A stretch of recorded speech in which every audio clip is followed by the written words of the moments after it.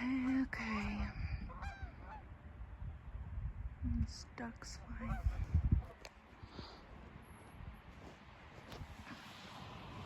So, the way the Kingdom Hall used to be, you'd pull in. This was always the parking lot, but the door was right there. It burnt down. I don't know if it was on purpose or by accident or what, the first one, but both of them burnt down. That one burnt down, the one with the Smurf burnt down, and then they built another one, and that one burnt down too. I think I have my uncle on tape talking about that. And then now there's this one. So 2 of them burnt down. That's a sign, isn't it? Let's see what's inside. Oh, but the door where it used to be, you can't see inside. Looks like the stage is that way. It used to have a watchtower, just like at Warwick. For the door, there was a big watchtower on top. It was a unique design. It wasn't common. So this is the grassy part that I wanted to play Smurf Village with that day that I brought my Smurf for Kingdom Hall cleaning day. This is where I wanted to play with him. Is all the way down here. I remember these acorns. There would be acorns everywhere, and it was just like Smurf Village. And that was like the Tasty Freeze over there. I forget what that used to be. And then the Dairy Queen down there. But yeah, I was gonna play Smurf all day, and there used to be flower beds all along here. So this is where he would have ran out the front door of the Kingdom Hall. So since this is where the front door was, there was flower beds right here. Tulips my mom had planted. And when my uncle threw him out the front door and he came tumbling out the front door, people were up on the roof and they thought he actually ran out the front door of the hall, not thrown. And so that's how it got them to think that he walked inside, because they thought they saw him run out the front door outside, but they saw him just being thrown out the front door. Oh my goodness. And then we have this creepy little house on the other side. It's too cold to be standing out here. So a lot of horrible things happened at this Kingdom Hall. I mean, not just where the urban legend began of where the Smurf ran down the aisle of the Kingdom Hall, or walked down the aisle of the Kingdom Hall and out the front door, but there was a lot of bad things that happened. And you know, that was just one of them. But in reality, you know, when all witnesses have heard about this, about demonized Kingdom Halls, oh, that Kingdom Hall was just absolutely demonized.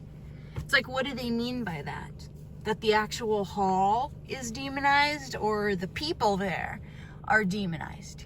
What makes a Kingdom Hall demonized? But with the people that are in those demonized halls, like this one, because this was one of them. This was one of those demonized Kingdom Halls that everyone heard about, but they never knew which halls they were talking about, you know? And they would think, oh, yeah, they were just dissolved, or I heard that Kingdom Hall burnt down, you know? That they think that it was the actual hall, like the building, that was demonized. And so, oh yeah, that hall burnt down. Well, guess what? It burnt down twice, and they kept rebuilding it. And the people that were a part of it are still there. Those people that made that Kingdom Hall demonized were still a part of that congregation. Do you think they just left? No, they didn't. They just go somewhere else, or they continue it on. Like, people assume, oh, those demonized Kingdom Halls, they get abolished. Well, The congregation might, for appearance sake, but those people just go somewhere else. And what makes a Kingdom Hall demonized in the first place? Usually it's because some horrible scandal happens, like a Smurf walking down the aisle of Kingdom Hall, or, you know, somebody has horrific allegations against them, and he did it to everyone at that hall. So then they all leave because they realize just what a nightmare the organization is. And then everyone, except for the one who's guilty, because usually that's the way it always is. The guilty ones will stay because they don't have anywhere else to go, because the organization keeps them safe. That there is that protection inside the Kingdom Hall for certain ones that are guilty of certain things. And so they stay because of that, you know, that protection.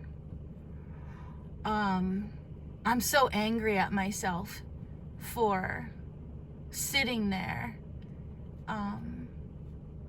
during the dinner after the funeral, and my abuser uncle came and sat beside me. It was like I was frozen. I couldn't speak. I couldn't move. Like, all I could do is just sit there and eat and be quiet. Like, that was literally exactly how I felt as a kid too. Every single time I would just be like, please don't have him come sit beside me. Please don't have him. And he would every single time. Every single time. It was like he was making it so that I wouldn't say anything. You know? I was too scared to say something. And I didn't want to ruin Grandma's funeral, because I felt like I was the one that was going to ruin it by speaking up. You know? I would be the one that ruined it, not him for abusing all those times, all those years ago. He wouldn't be the one that ruined it. It would be me. And I didn't want that to happen, because my relative was the one that bought me the plane ticket, and I didn't want to do anything that would upset her. So, my cousin. So I stayed quiet. You know, there's always a reason why, but I want to go and confront them tonight or tomorrow. I leave tomorrow. And I don't know, like, I know where he lives. So it's like I could go over there and say something. Just be like, we know. And I want you to know everybody else knows too. And there's a place for you in a cell right beside your brother, because his brother's doing life right now for being a child abuser. 3 of them that he got prosecuted for. There was more, but there would have been a whole huge line of victims if, you know, but he got life anyway. So I didn't have to put myself through being on the witness stand. But it's not like I got any help to be able to get justice. God, this feels weird. This feels weird sitting here. It's like I almost hope some Jehovah's Witness is watching right now. Like, watching me sit here. And they'd be like, why is she parked there at the hall with her camera like that? I just dare them to come over here and confront me. I see in the mirror right there, there's a car right there, but I don't know if it's just parked. It's probably just parked. Just seems weird. Like, all paranoid. There's been a lot that's happened in the last few days. Last night, I went through the Masonic initiation, being shown the Masonic room up above that bar. And the one thing, you know, with all of this, with this video, is what I wanted you guys to understand is, like, I guess, understand my life. Some people don't quite understand when they hear me talk, they don't quite get it of what I'm trying to explain to them. Like I'm not trying to brag about it, like I'm horrified about it, but I can't help it bringing up the people that are all involved. But through this video, this video series, because it's going to be, I'm sure lots of episodes long, so that you can see what it was like to live here, that when everyone in town knows you, everywhere I went, all I had to do was say who I was, and I would get preferential treatment. I went, into certain places. I didn't pay for anything. They left my credit card just sitting on the table, and then getting food paid for. It's like, okay, no, that's okay. It's on us. Going in somewhere and it's like, oh yeah, no, that's my uncle. He's this, that's that, Whether or not they see us as the town freaks, I wonder if, I don't think they see us as respect, but they just know of us. Like being an infamous family in a town. We're not necessarily seen as an influential family, but an infamous family.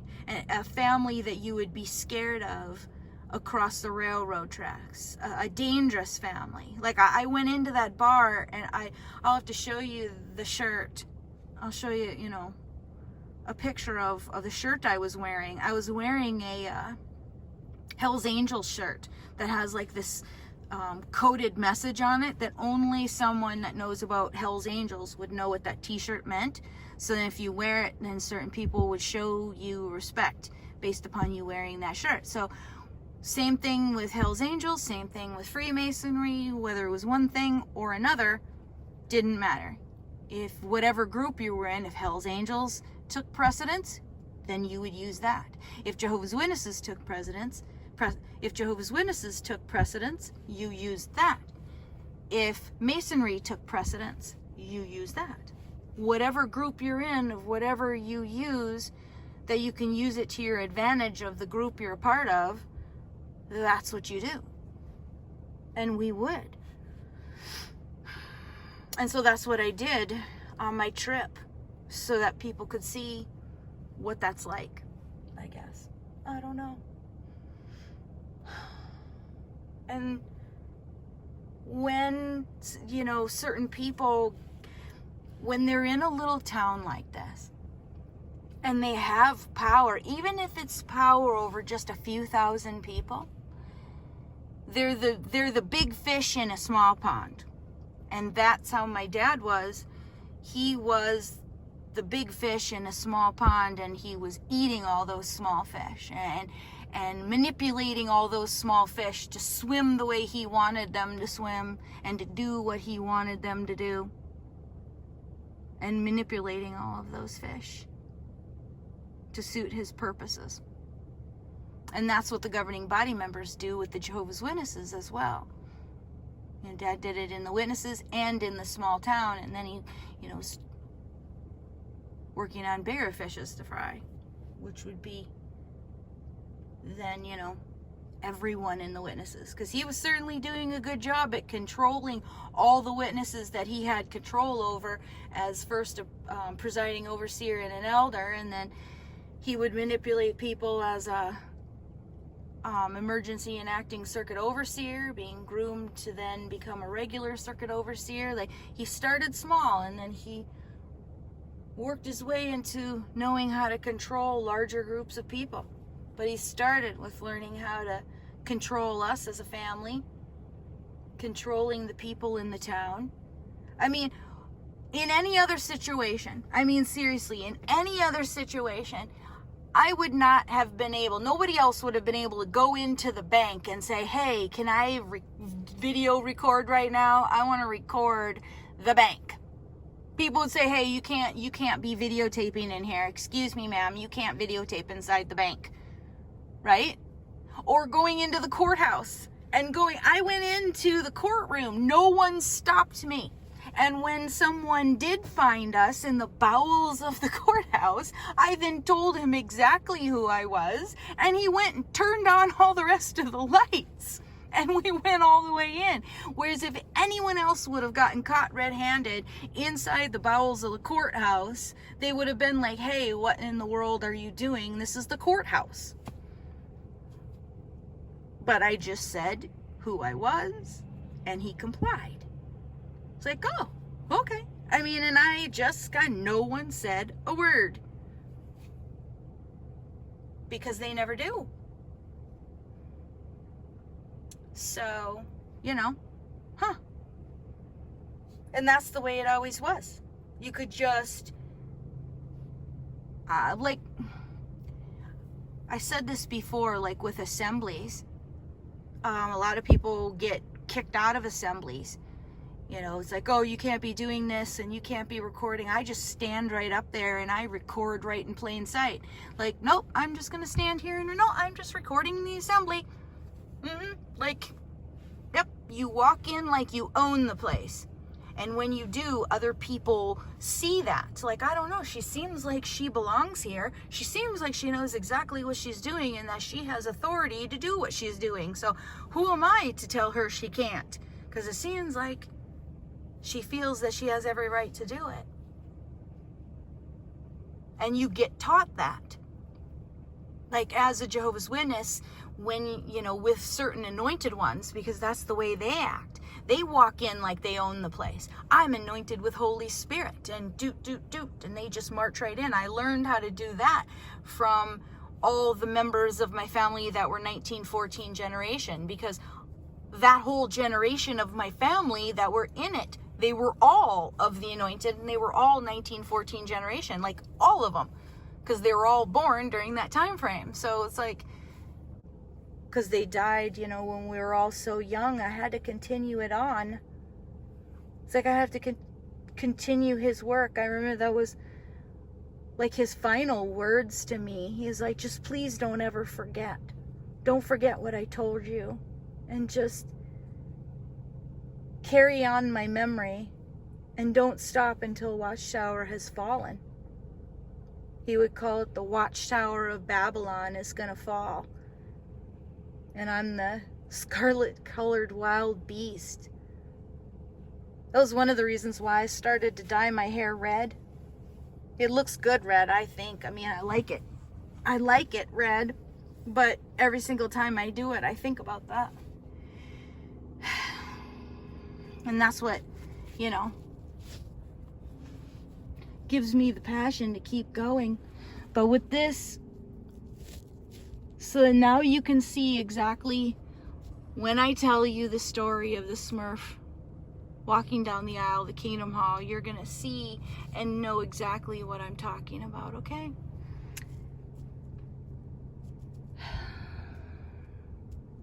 I'll never forget the instance. I'll never forget after I confessed about the Smurf, I confessed to what really happened. And I told Brother Franz, because he was extremely intrigued by what happened. He was intrigued with me being so attacked by the demons. I was also starting to claim that I was of the anointed, because Brother Franz told me that anointed ones are attacked by demons like more frequently, and that he was always attacked by demons. He wrote about it in the Watchtower magazine, of how books would fly off the shelf, like all the demon examples and experiences he would write about in the Watchtower were all experiences that he had personally had. Like, he was writing those articles from his so-called personal experience. And, you know, like being attacked during your sleep. He would talk about how demons would attack you during your sleep, like sexually and whatnot, because that had supposedly happened to him, where demons want to have sex with you while you're sleeping, because that's what he thought was taking place with himself. Like, how weird is that? I guess if he, you know, accidentally had a wet dream or something, he was assuming that it was demons. And I remember that being talked about, that wet dreams were demons having sex with you while you're sleeping. But he didn't want to put that, you know, in the wash hour like he wanted to, and he would discuss it, kind of how Toni Morris goes off from the platform. Like when you would speak to him personally, he would say things like that. And crazy things like he even did write in the wash shower about organ transplants being cannibalism. Like those types of things would come out of his mouth all the time. You know, it's like, yeah, you got to be careful. Demons will attack you in your sleep. And, you know, people think that it's just, you know, a wet dream. But a wet dream is really your sex organs being manipulated by a demon when you're unconscious. And even nightmares and bad dreams were demons invading your mind while you're sleeping. When your mind is laying idle, he would word it that way. When your mind is laying idle and you're not conscious enough to protect yourself and guard yourself from the demons, you know, and be able to call on Jehovah for help, they attack you while you're sleeping. And so any nightmares, he would say, were also demons. Demon-inspired dreams is how he would word it. I don't even know if that was put in the watchtower or what. I would have to look. But yeah, all those articles were all his thoughts on demons and personal experiences. And so when he heard that here's this little girl that's got these 1914 generation members in her family, and that she might be of the anointed, oh, well, the anointed are more likely to be attacked by demons for sure. And so I need to go check that out. I for sure need to check that out. And so, yeah, he did. And our house there is where he came to see what all happened. Gosh, it's the scariest thing. Literally the scariest thing. And if you can pick, it was a white Kingdom Hall. It was white and made of wood. And then it had in the entranceway that watchtower. Just like the Warwick branch. And this was like the only hall that was like that. It was a unique thing. I don't know if I did get my uncle on tape saying that. It's weird. I even looked online to try and find a picture of it. You would think someone would have a picture of the outside of this Kingdom Hall back in that day. But it was such torture, I think, for all of us, that no one was happy enough to be like, hey, let's take a picture of the Kingdom Hall so we can remember. Like, but this right here is a lot like what it would have looked like with the wood slats, you know. And then it would have had like a watchtower on top and the front door, but it would have been over there. And the whole thing. But it was tiny. This is pretty big for the hall. It's definitely a little bit bigger than the old one. Well, these trees have all been here since I was here, and it's not even 5 o'clock and it's already getting dark. But I don't know. There's just a lot of horrible things that happened here. A lot of horrible things. Countless wooden spoon beatings. Having horrible things happen, of being abused sexually, mentally, emotionally, physically. Physically, where it got to the point where blood was drawn, scars were made, you know.